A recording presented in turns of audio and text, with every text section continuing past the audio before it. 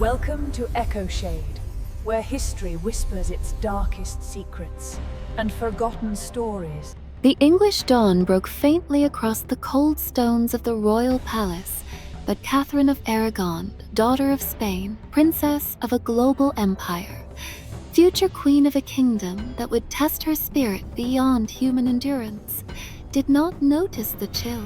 She had awakened long before the sun, kneeling in silent prayer, her fingers wrapped around rosary beads whose edges had grown smooth from years of devotion. Her breath was steady, her voice low, her posture unshaken. This, more than anything, was Catherine, a fortress of faith carved into flesh. She was only 16, recently widowed, and stranded in a land that had once received her as the embodiment of an alliance between two great crowns. Once, she had arrived in England as the bride destined to unite the Tudor dynasty with the most powerful royal house in Europe. Music had played, banners had fluttered, a kingdom had erupted in celebration. But now, she was the princess who had lost everything in one swift blow. The death of her husband Arthur, heir to the English throne. And with his death, the warmth of welcome had faded. Her identity, purpose, and future now hung in limbo. Her mother, Queen Isabella of Castile, was a warrior sovereign who could command armies and administer empires. Her father, King Ferdinand of Aragon, was a tactical genius whose political instincts had carved Spain into a formidable power. Catherine had grown up at the intersection of two monarchs who shaped continents and redefined kingdoms. She had been raised to rule, not to wait helplessly in the shadows of England's political uncertainty, but that was exactly where she found herself. The English court whispered. They eyed her dowry, questioned its remaining payments, gossiped about her brief marriage to Arthur, and debated her fate like she was a possession rather than a human. For years, she lived in suspended animation, neither fully royal nor dismissed, surviving off minimal allowances, sometimes unable to even feed her household. The Spanish ambassador chronicled her suffering with growing anger. But Catherine remained unbroken. She held to one conviction. She was meant to be queen. But destiny is never gifted, it must be seized. The path ahead would demand more than royal blood. It would require endurance, sacrifice, and an almost unnatural strength. Catherine possessed all three. When she finally married Henry, Arthur's brother, a young king full of charm, beauty, and untested ambition, Catherine believed her trials had ended, as she stepped into the role of queen consort with natural ease. Regal, intelligent, and politically versed, she was far more than a decorative bride. She understood diplomacy in a way Henry could not yet fathom. She understood power in a way only a daughter of Spain could. Henry adored her at first. Truly adored her. He called her his muse, his true queen, his beloved Catalina. He allowed her influence over matters that few queens were ever permitted to touch. War councils, ambassadorial correspondence, and critical state discussions. England, long plagued by instability and rebellions, finally felt anchored by a queen who exuded legitimacy. Legitimacy. Catherine represented the union of Tudor ambition and Spanish supremacy. She could birth heirs. She could secure alliances. She could elevate the Tudors from a newly formed dynasty into an international power. And she tried, fiercely, passionately, desperately. But fate carved its own cruel narrative. Deceit. She lost child after child. Miscarriages, stillbirths, infants who lived only a few days. The grief crushed her. Yet she returned to her duties every time with the dignity of a queen trained to suppress emotion in favor of duty. Each child she lost was another fracture in her heart, but also another blow to her standing. Monarchies lived or died based on succession. A queen without an heir was a queen under threat. But Catherine did produce one child who survived, Mary. A brilliant girl with the steel of her mother and the intellect of her Spanish bloodline. England had a princess who could one day rule. But Henry wanted more. He wanted a son to solidify his legacy. And as years passed and as Catherine aged and endured loss after loss, Henry's admiration slowly twisted into frustration. Yet Catherine's greatest trials were only beginning. Wars broke out across Europe. Alliances fractured. England sat at the crossroads of French ambition, Spanish dominance, and the Pope's shifting interests. In Henry's absence, when he rode to France to chase military glory, he entrusted England, not to Wolsey, not to his counselors, but to Catherine. And she rose to the challenge with thunder in her veins. The Scots advanced, expecting England to be leaderless with the king abroad, but Catherine rode to battle herself. Pregnant, armored, commanding troops in the name of England. Her fire burned so intensely that her generals fought twice as hard. Under her influence, the English troops annihilated the Scottish forces. Their king, James VIII, was killed.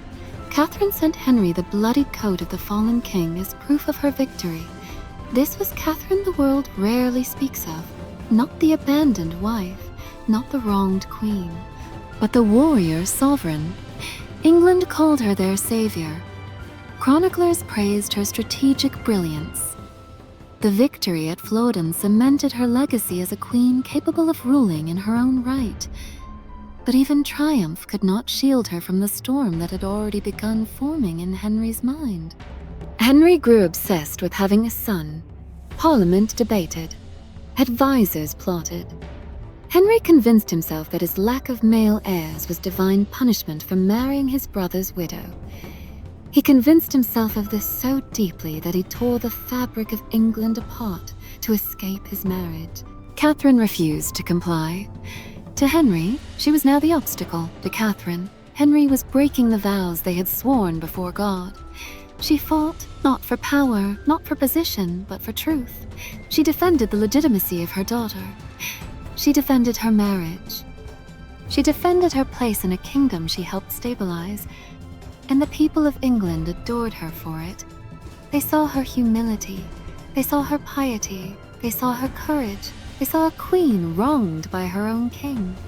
When Henry banished her, Catherine accepted exile with the grace of a saint and the quiet defiance of a warrior.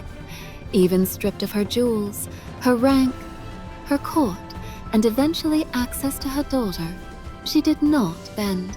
From castles turned into prisons, she wrote letters asserting the legitimacy of her marriage, proclaiming that she would die, Henry's lawful wife. The misinterpreted, misunderstood queen, accused of stubbornness, was in truth a woman protecting the rights of her child, the sanctity of her vows, and the stability of a kingdom plunging toward religious upheaval. She died isolated, ill, and denied the simple kindness of seeing her daughter. But she left behind a legacy deeper and more profound than any queen before her. Her daughter Mary would rise to the throne. Her supporters would remember her as the rightful queen. And history, when stripped of propaganda, politics, and Tudor myth-making, reveals Catherine not as a tragic figure, but as a dynastic savior who preserved the Tudor line, stabilized England, forged alliances, and stood firm in a world determined to break her. If Henry reshaped England's monarchy, Catherine preserved its soul. Her story is not one of sorrow, but one of endurance, one of moral courage, one of a queen whose strength shaped the destiny of nations. The winter winds howled against the stone corridors of Greenwich Palace as Catherine stood alone near a dimly lit window, her hands clasped tightly, her eyes fixed on the darkness outside. The flicker of torches reflected in her pupils, but little else stirred within her. The court outside her chamber flourished with color, ambition, and noise, smiling courtiers, perfumed ladies, scheming ambassadors, but inside Catherine, a quiet, weighted storm churned. Years had passed since she became queen. Years filled with triumphs, heartbreaks, political maneuvers, and personal tragedies that had carved new depths into her heart. She had seen Henry shift from an affectionate young king into a man slowly consumed by insecurity, pride, and the insatiable desire for a male heir. She had seen European powers rise and fall with the volatility of a sea storm. and she had watched her own body betray her time and time again. Each loss another wound she carried in silence, but nothing wounded her more than the loneliness that settled around her like cold air. In the early days, Henry was hers, truly hers. He had written her love letters full of devotion, ridden into tournaments wearing her colors, boasted of her wisdom, and sought her counsel with sincerity. He had looked at her as though she was not simply his queen, but his destiny. Now, she could feel him slipping away, step by step, whisper by whisper. Catherine had known kings since childhood. She had seen her mother rule a kingdom more fiercely than any man. She had witnessed her father manipulate diplomacy like a weapon. She knew what ambition did to men. Yet she had hoped, quietly, desperately, that Henry would be different. But Henry was not like Isabella. He was not like Ferdinand. He was a king who feared being forgotten. And to be remembered, he needed a son. The weight of expectation crushed Catherine harder than any royal duty. Each pregnancy brought hope, then fear, then silence. Each miscarriage brought mourning, then prayers, then blood, then emptiness. Yet she endured them all with grace that astonished even her enemies. But inside her chambers, when the tapestries muffled the sobs of her attendants, Catherine allowed her tears to fall. She buried the tiny swaddled bodies herself. She prayed for forgiveness. She begged God for strength. She wore her grief like invisible armor. The people of England adored her because they saw more than a queen. They saw a woman who suffered like they did, yet never let her crown tilt. But Henry saw only failure.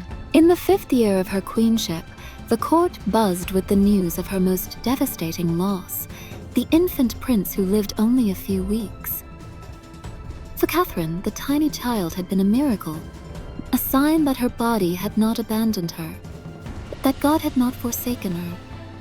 She remembered holding him, feeling the fragile flutter of his heartbeat, imagining him one day becoming king. But the miracle died, and with it, something inside Henry shifted permanently. He began to question everything: the marriage, the legitimacy, the divine will, legitimacy, the divine will. He talked endlessly with his clerical advisors. He quoted Leviticus, twisting scripture into a weapon. He spoke about curses, divine punishments, and forbidden unions. Catherine listened, horrified, furious, but she remained silent, at least in public. Privately, she reminded him of their vows. "We married for love and for alliance. We married before God. Arthur and I were children. You know the truth." Henry often turned away. For the first time in their marriage, Catherine felt truly afraid. But even as her marriage crumbled, her influence at court flourished. Because Catherine was not just Henry's wife. She was England's link to Spain, Europe's strongest force. She corresponded directly with her father, with ambassadors, with foreign dignitaries. When the Pope hesitated in matters relating to England, Catherine interceded. When Henry sought glory in France, she strategized alliances with the precision of a seasoned ruler. But her greatest moment came in 1513.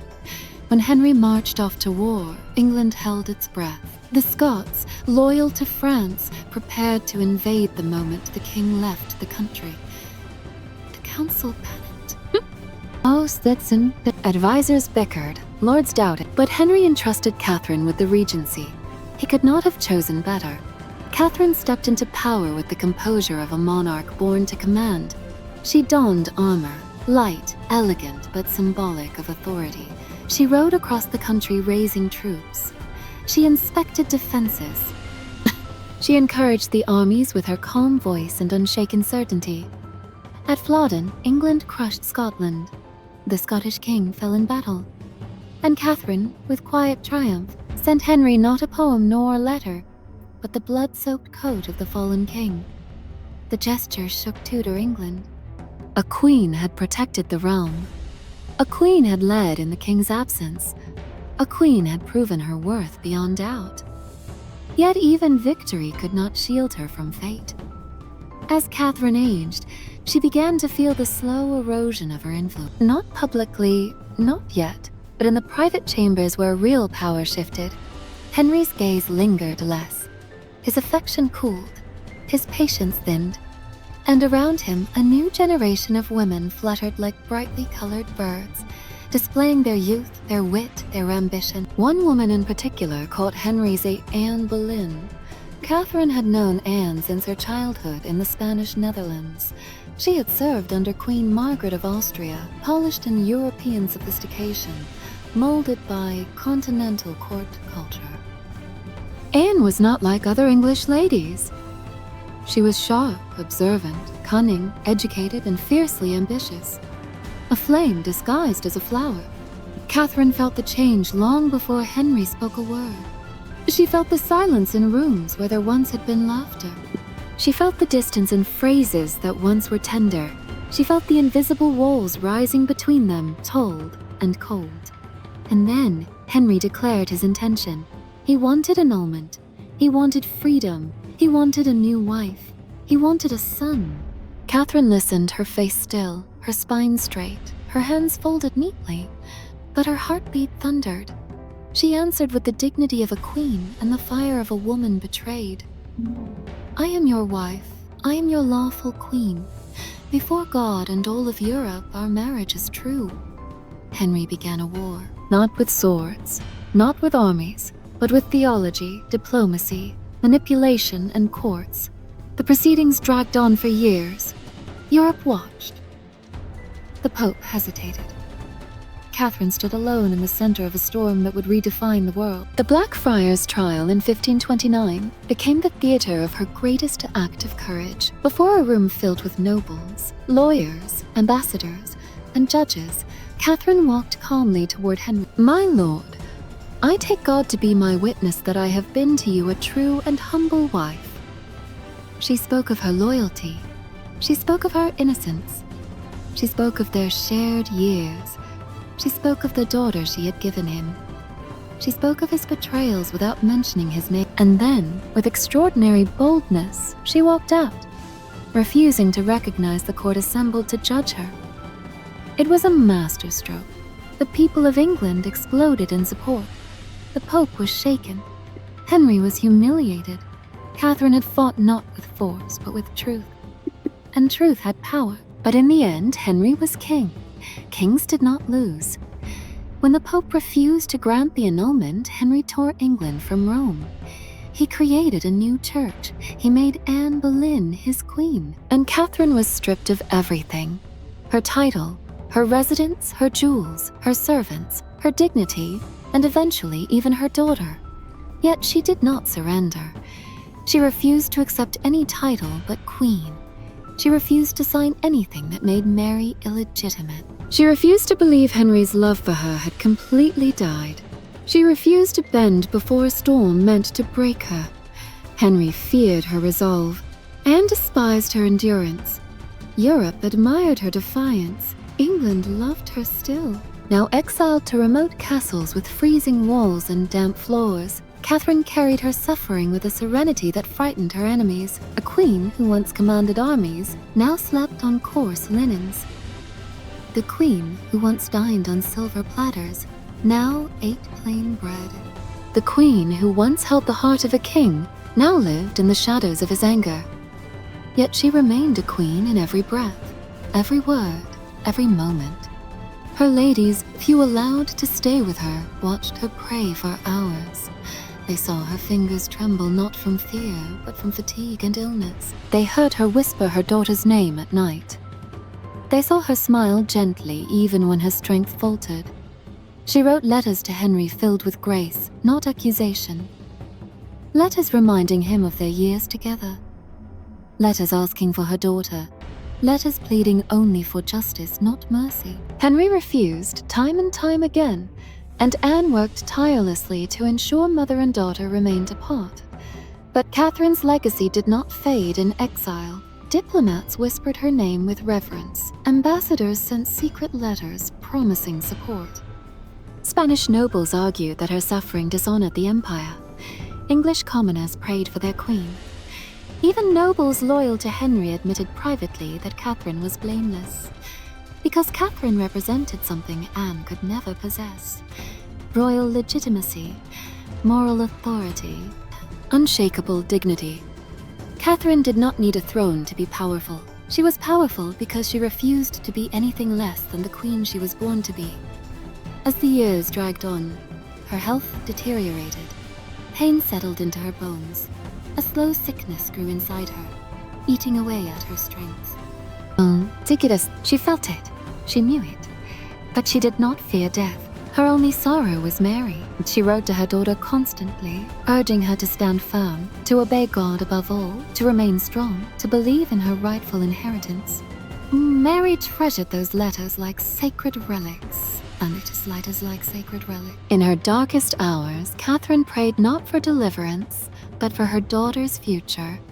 She prayed that Mary would one day reclaim her birthright. She prayed that England would remember her truth. She prayed that God would grant her the peace denied to her in life. And in the end, when her final days arrived, Catherine requested simple things: a wooden cross, a priest, a letter to Henry. That letter, gentle, forgiving, heartbreaking, declared she still loved him, prayed for him, forgave him, and hoped he would treat Mary with kindness. It was the last act of a woman who had spent her life loving a man who destroyed her. Catherine died with dignity, but she also died with power.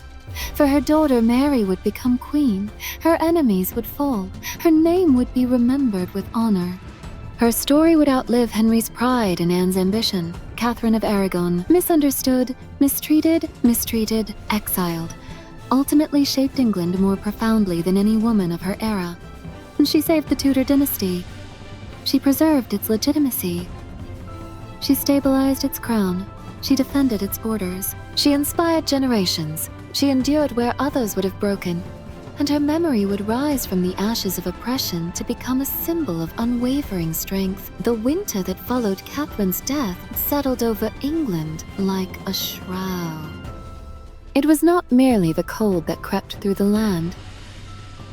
It was the weight of an absence so profound that even those who had never met her felt it. The queen who had once carried the soul of England in her quiet dignity was gone, and something in the kingdom shifted, subtle but undeniable. There was no grand funeral, no nationwide mourning, no royal procession. Henry forbade it. Catherine of Aragon, once Queen of England, was buried as the Dowager Princess of Wales, a title meant to erase her queenship. The ceremony was quiet, stripped of its rightful majesty. But those who attended, loyal servants, a handful of ladies, a few Spanish sympathizers, felt the truth burning beneath the surface. This was no princess being laid to rest. This was a queen. One of them whispered, through trembling lips, she died a queen in everything but name. And that was the reality, whether Henry acknowledged it or not. But the universe has a peculiar way of balancing accounts. The moment Catherine left the world, the Tudor court began to unravel. Whispers swirled like smoke through palace corridors. Unease crept into the very stones of Whitehall. Even Henry's courtiers sensed it, though they dared not say it aloud. Something had ended. Something else had begun. And though the court laughed, danced, hunted, and dined lavishly, the edges of celebration felt forced, thin, fragile, hollow. Anne Boleyn felt it more keenly than anyone. Anne stood in her private chamber, staring into a gilded mirror that reflected not the triumphant queen she once imagined, but a woman bound by paranoia. Her crown felt heavier now. Her ladies whispered more. Her husband snapped more. Her father demanded more. Everything around her demanded more.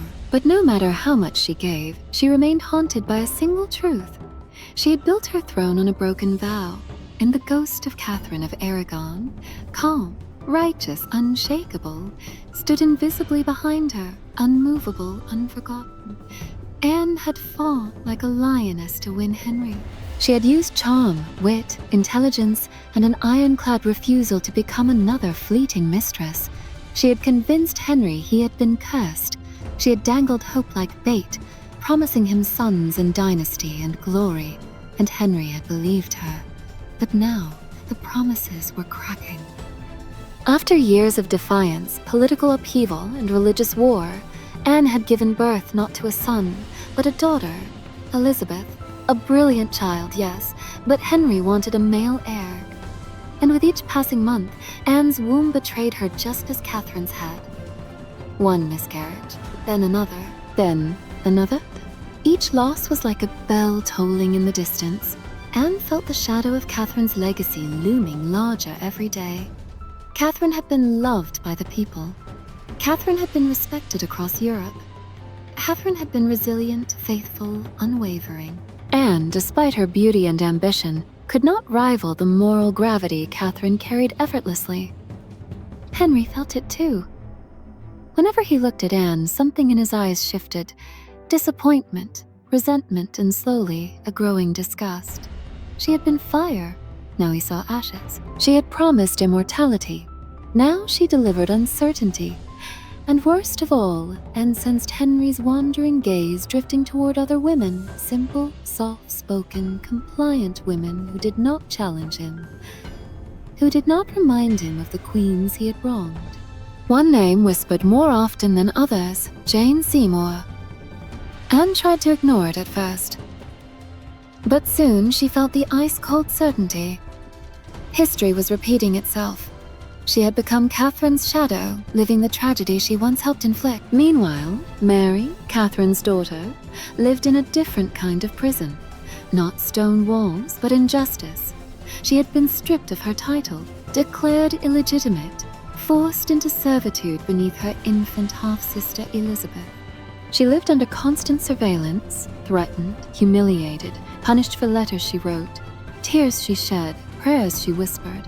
But Mary carried her mother's strength, her mother's faith, her mother's refusal to bend. After Catherine's death, Mary locked herself in a tiny chapel for hours. Witnesses said they heard her cry, not loudly, but with a heartbreak that traveled through walls. And when she emerged, her face was pale, her eyes swollen, but her spine straight as an arrow.